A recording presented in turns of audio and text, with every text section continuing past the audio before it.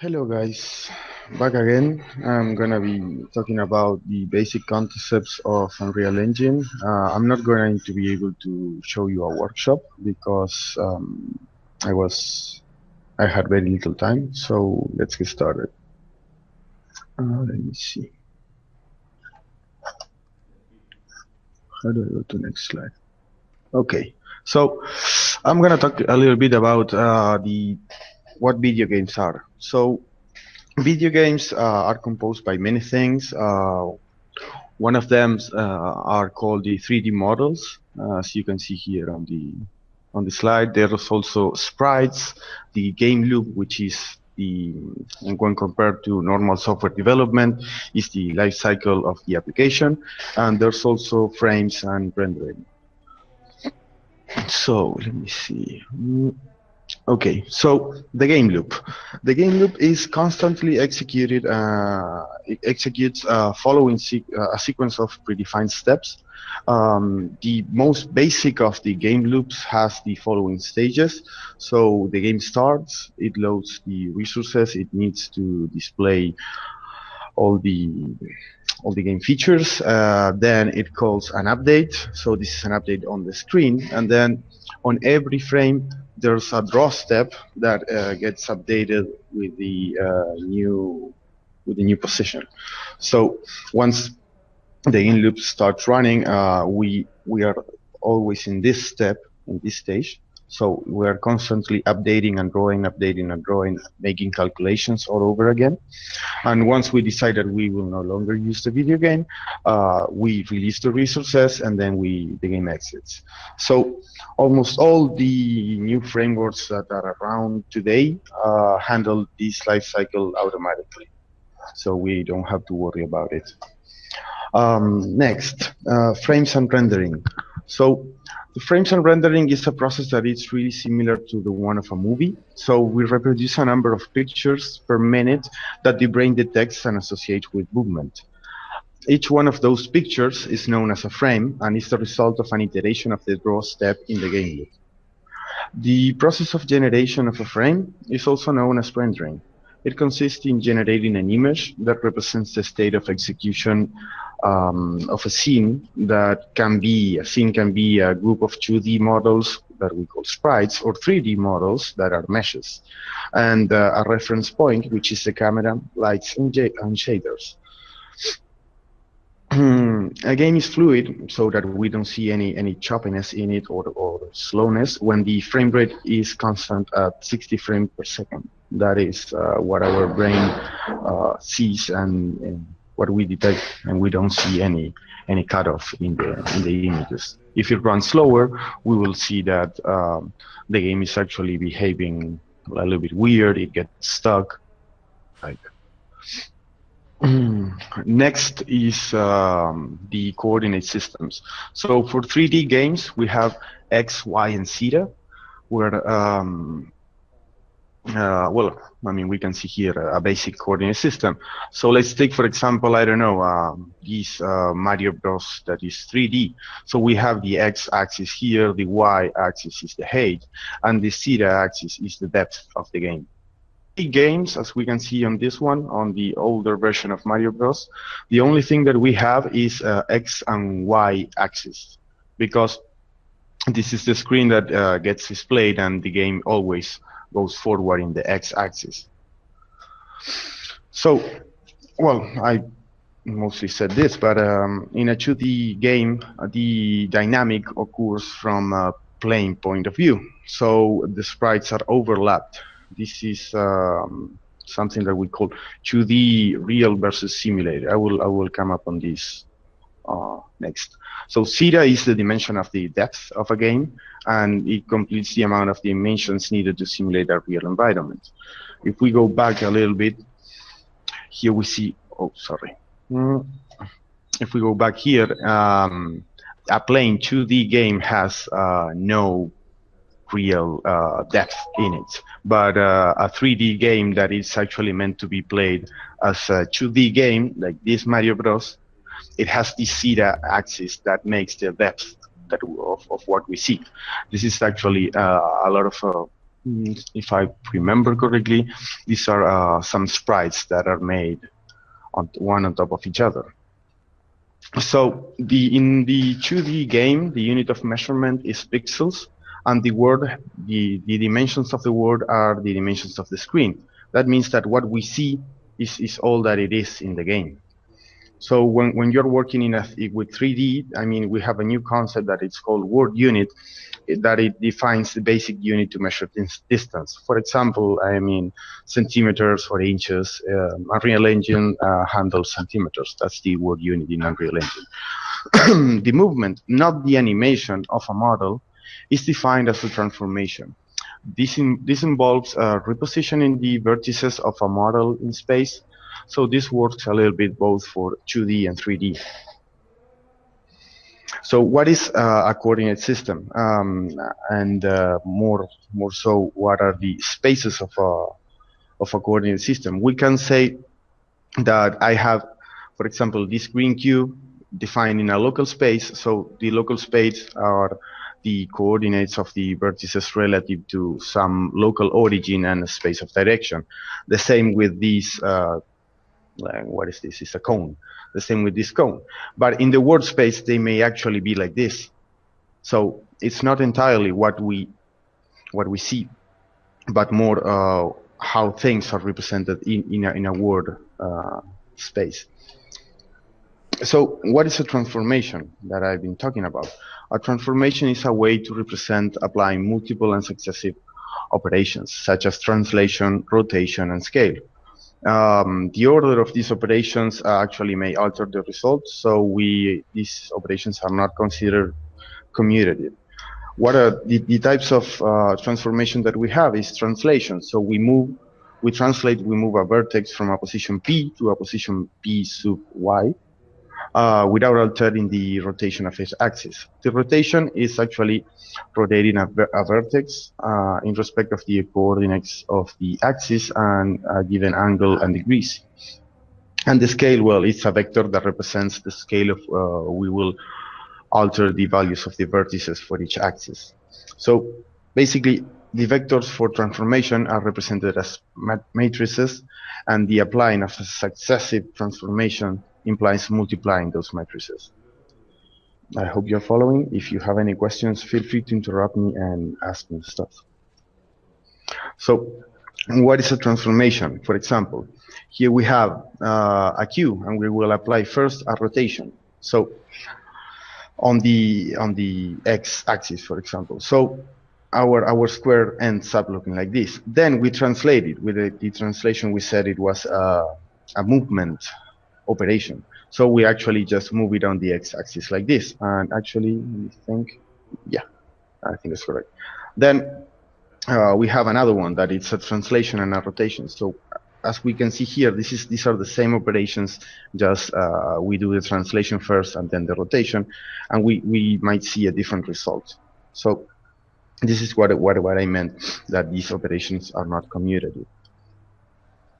The polygons. So a polygon is actually formed by vertices. These vertices get connected between them by edges, and they form faces. So a face is just a closed group of vertices. It's something that we could simply represent. A polygon is a coplanar set of faces because of performance issues. We use triangular polygons. So the level of detail in a model is directly proportional to the number of polygons and also the number of calculations needed to render. So basically, if we go back to the first slide, let me just 1 second. Okay, so as we can see here, this wireframe of Mario, you can see that it has all tiny little triangles. Each one of these triangles is a face. Then all the vertices of this triangle are actually the vertices, and the lines that join each one of those vertices are what we call edges. So we can see here that this Mario has a huge amount of detail. So let's go back. Nope. So a model with a few number of polygons, it's really simple to render, and it has less level of detail. So we can classify our models by the amount of polygons that they use. A high poly, it has many polygons and it has a superior level of detail, like the Mario which I just showed you. A low poly model is actually a model with a reduced amount of polygons that actually reduces the render process. So each one of these has its benefits. Low poly, for example, we could use low poly for a mobile game because mobiles don't have that much of processing units to draw all these meshes. Because remember that, let's say that the first Mario that we saw, the really high detail, I mean, if we were to show Mario, like, I don't know, doing a transformation of it, so let's say moving, on each frame, we would need to calculate all those vertices, what are the vertices that the player is viewing, so from the point of view, and then we need to calculate how all of them will look like. Then on top of that, we will need to apply the lights, the shaders. So it really, I mean, if you want to see something in a lot of detail, it takes a toll in the performance. So models that are based in polygons is what we call meshes.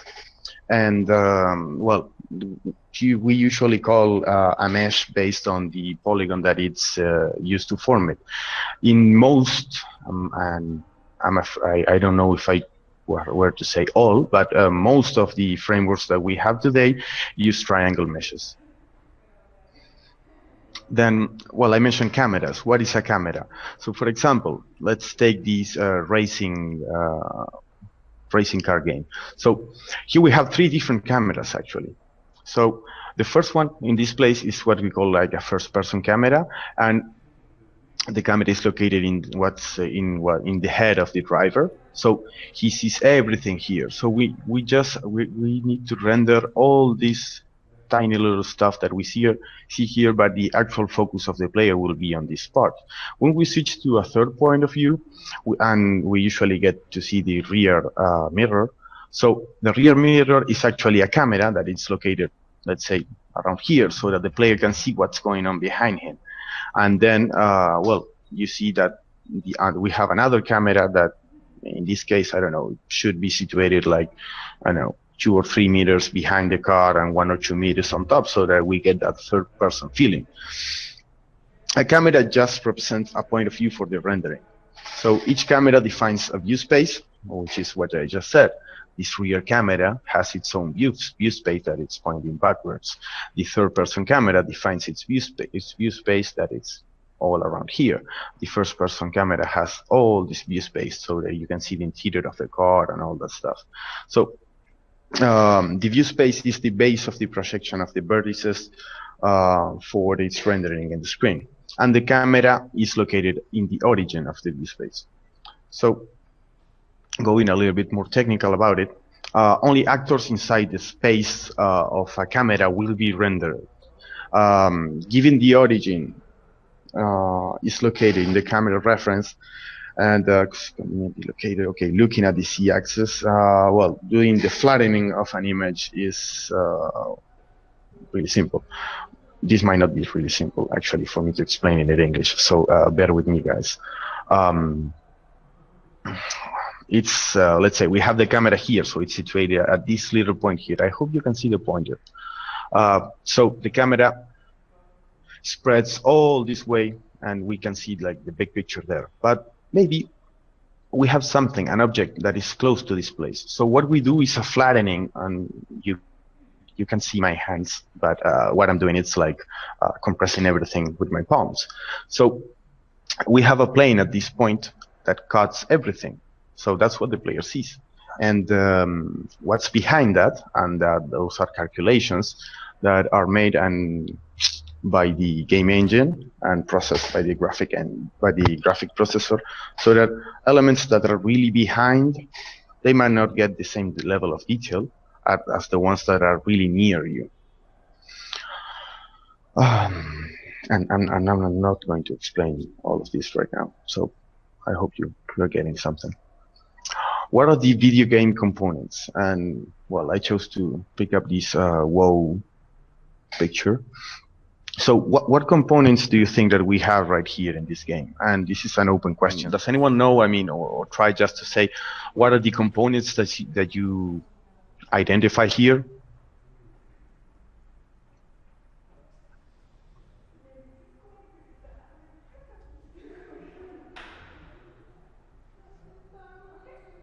Okay, so let's take, for example, do you think the minimap is a component or is part of the world?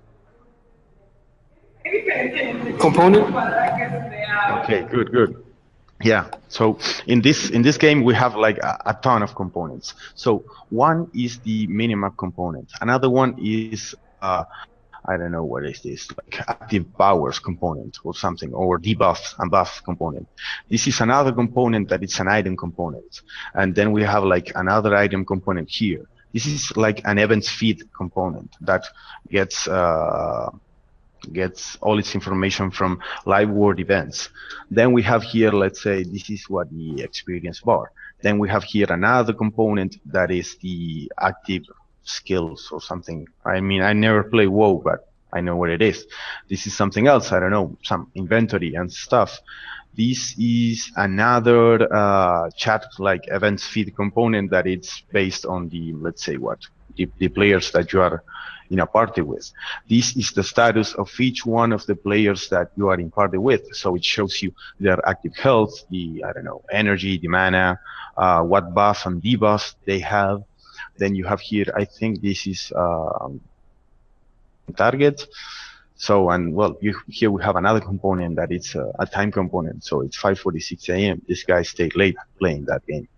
So as you see, a game is kind of similar to building like a web page. You add a ton of small components to it, and then you manage to make something that it makes more sense.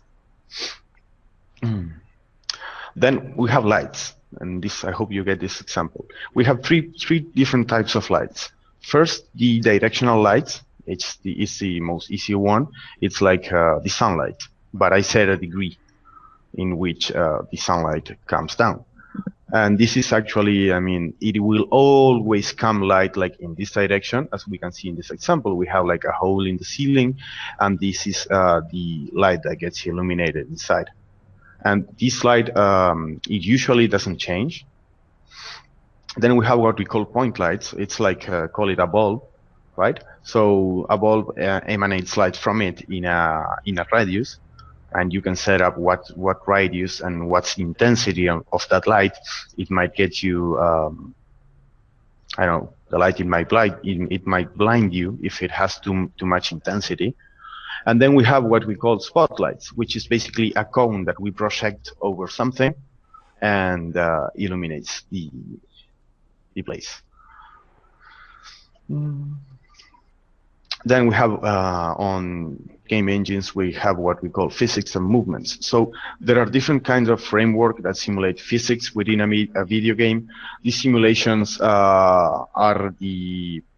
imply actually the automation of operations of forces. Like, I don't know, you jump and you fall, that's gravity.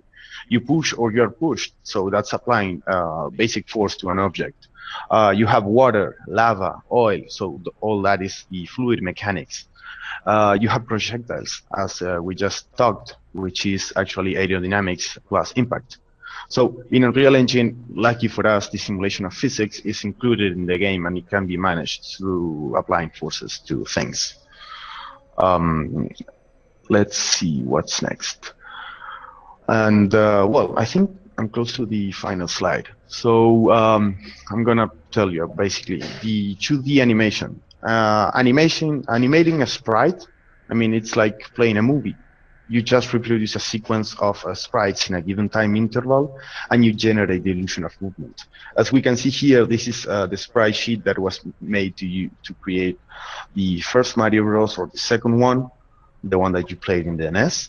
And with only this thing, this like tiny sprite, they were able to make like an really immersive and addictive game. So that's the end, guys. This was short. I didn't have much time to prepare. So I don't know. Do you have any questions? Would you like me to go over some of the concepts that I just showed you? I have a question. I don't know anything about games. Probably my question is a little dumb, but how do you create the structures of your game? Because I see, for instance, in the first image that you show a green flow with water, and I remember the last previous to that. Let's see. Which one do you say? This one?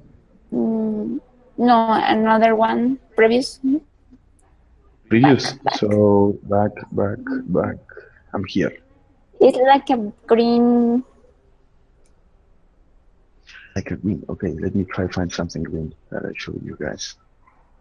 This one. That one. Okay. I saw Yeah, this a is Bob. structure, very color game. How did you create that kind of impression of the game? Well, I mean, this is a combination of many things. First of all, I mean, this is, let's say, you have a basic terrain, so that's your landscape.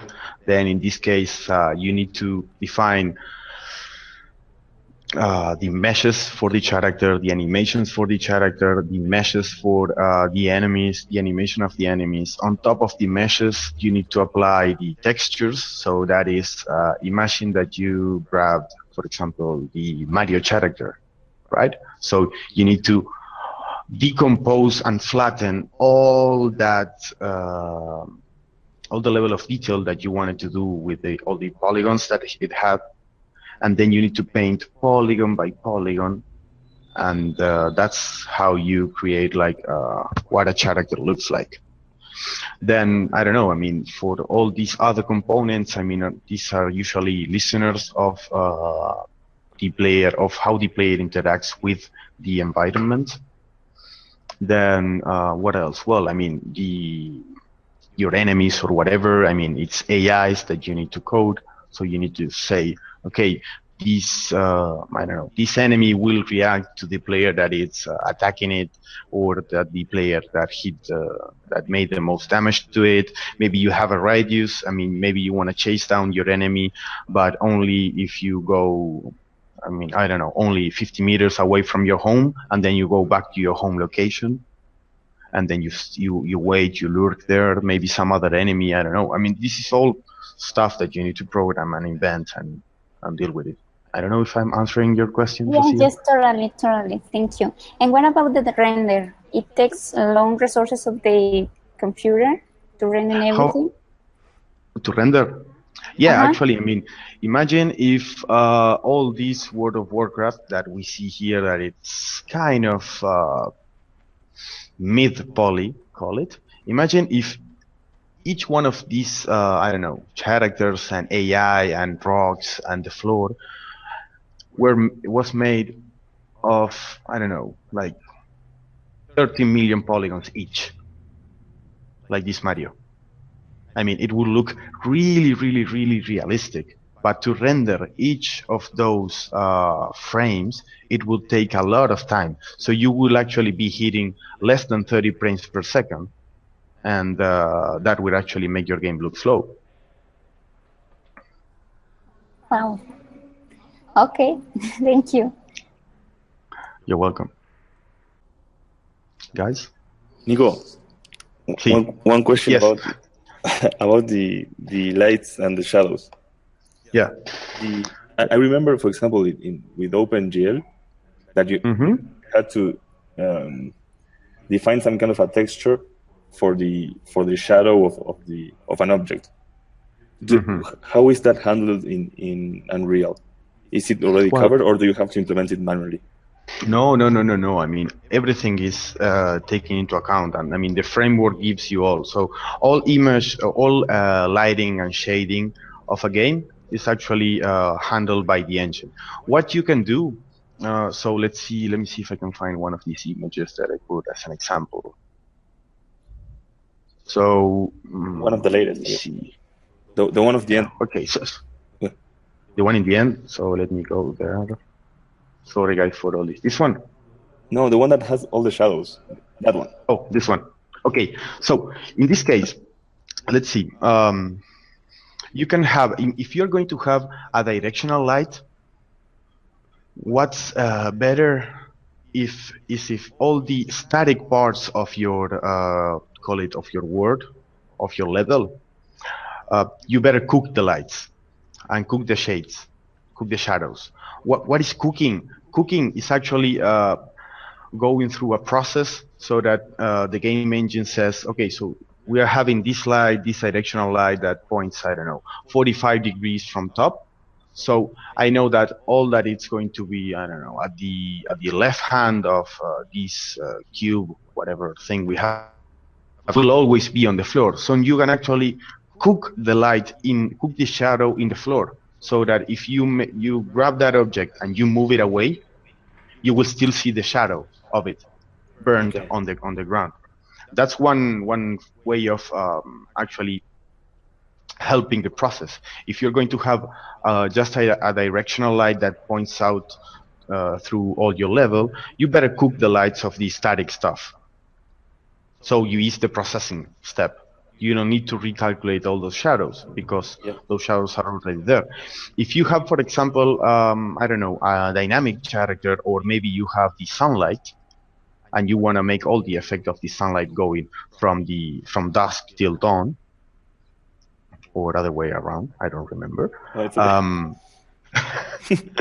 If you have that, then you better have dynamic lights, but that has a performance cost to it, because on each frame that you are calculating, on each draw step of the game loop, you need to calculate where the light is, so what's the direction of the light that you're having, and then you need to project and build and show all the shadows to the player.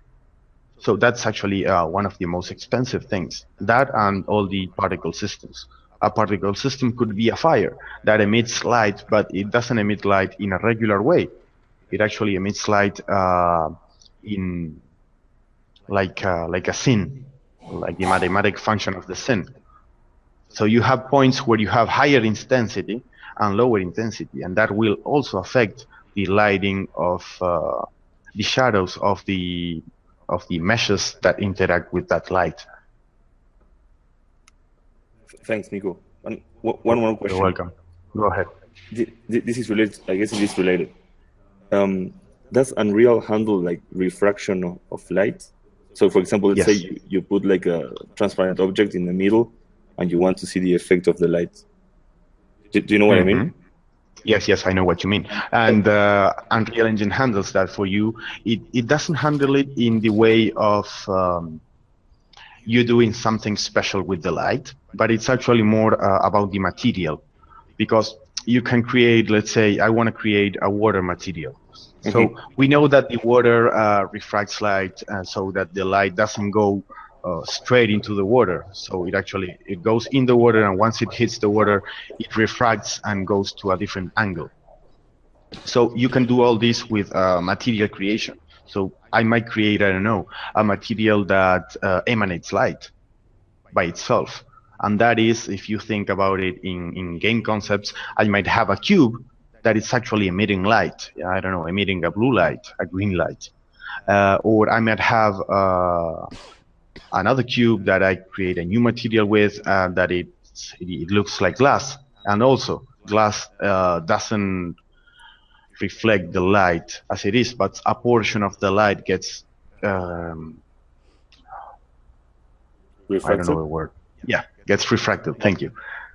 But so you have like, you can select different type of materials. I mean, is like a preloaded set of materials, or can you can define whatever you want? No, actually, you can create materials. So you can create, I don't know, you can create a material that makes the ground look like a molten lava, for example. So that some portions of that material will reflect light, some portions will not reflect light, some other portions might emanate light by themselves. And that's all in the material. So you need to do nothing on the rest of your game. That's awesome. Yeah. Thanks, Nico. You're welcome. Come on, guys. Hit me with more questions. I love to speak with you. Yeah, I have another one. Talking about the lights. The light is a component of the engine, similar to the structure of the. I don't remember the name of it. Yeah, it's like a component that where you can use and put in some place, and with the degrees can show the shadows or things like that, or it's something Yeah. that you need to create piece by piece. No. I mean, remember that Unreal Engine provides you with a set of tools, so it's actually more like a framework. So you start using the framework does a lot of things for you, like for example, all the physics calculations. So that is, I don't know, impact, gravity, stuff like that. And the same with the light. Yeah, let's say, I don't know, this is like a weird pile up of cubes. And depending on where you position the light, where the shadow will reflect on the floor or on the walls. So it's actually, you just need to drag and drop, let's say, a point light, and that's it. And then you can move it, locate it, rotate it, translate it, apply a transformation to it so that it fits your needs to the game. If you want to do, I don't know, a dark environment with very little light, you might use, let's say, I don't know, a point light that has very dim light, so it has a really low intensity. Or if you want to make, I don't know, like a place, you can make, I don't know, a light game where you are, I don't know, a light that go and move around, and whenever you move, you generate light from that movement. So the faster you go, the more bright you shine. Okay, thank you. Now that you are mentioned the mobile games, what about the translator or translation of the commands from a computer to a mobile device? Because it's not the same commands, I guess. Well, for that you can designate. Actually, I mean, Unreal Engine gives you all the tools you want to predefine actions that will map to the commands that you give to your game. So, for example, if I'm using a third-person game, what you can do is you can build a HUD. Let me go to the HUD slide. What is it? A second. Okay, here. So let's say that we were playing this game as a mobile version. So what we would do is, or maybe what I would do is grab something like this, which is a circular HUD. I will place it here, and I will say, okay, I will do like a stick. So if you move the stick up, what that maps is to move forward to your character, to your pawn. If I move it left, it will move left. If I move it right, it will move right, and so on. And maybe have here on the other side of the screen the actions that you can do. So, for example, I don't know, I add a small icon that says attack. So I move forward and I attack. Then I might put another action that is cover. And all those things, you can map them to different bindings depending on the platform the game is being played. So I might have actually, I don't know, I might play my game in my computer with a gamepad, or I could play my game in a computer with a keyboard and a mouse, and it will be the same. So it all depends on what you map things. And of course, if you're building something for mobile, you need to take into account the reduced screen and all that stuff. So actually playing WoW on a mobile wouldn't be efficient, because you have like thousands of tiny little things, little actions that you can do, interact, click, hit, and that on a mobile game, it wouldn't be possible. So you need to scale down or rethink your game in terms of what's your target platform and how the game's going to look like. Okay, and what about the data? Where is located or storage? The data, well, actually, Unreal Engine has some auxiliary classes so that you can save the game state. The game state, basically, what it contains, assume that we hit save here. It will say, okay, so I have this the player character that was located in the world location, I don't know, X 250, Y, I don't know, Y0, and zeta, I don't know, 1000. and then it will do that for every single thing, for every single part of your map or your level, and you will store all that in a file. So, and you can store additional things like, I don't know, high score, or I don't know, your health status, or some other things that you wanna save. So all that gets saved in a file that it's automatically created by Unreal Engine. You could also hook that in with, I don't know, some cloud mechanism for save. So when you hit save, you get a copy of your save game locally, and then you can sync that game with the cloud. So that's what we do when we save to, I don't know, it's doing a request, it's doing a post, and sending some payload. So thank you. I hope you liked it. And for the next one, if there is a next one, I will try to have some camera and some other things, and I would like to do some exercises. So you better get installed Unreal Engine and start playing with it, if you want. Sounds good. Of course. Sounds good. Okay. Okay. Thank you, Nico. Thank you. Okay, guys. I hope you have a good one. So, Thank you, Nico. okay. Bye-bye. Bye, guys. Bye.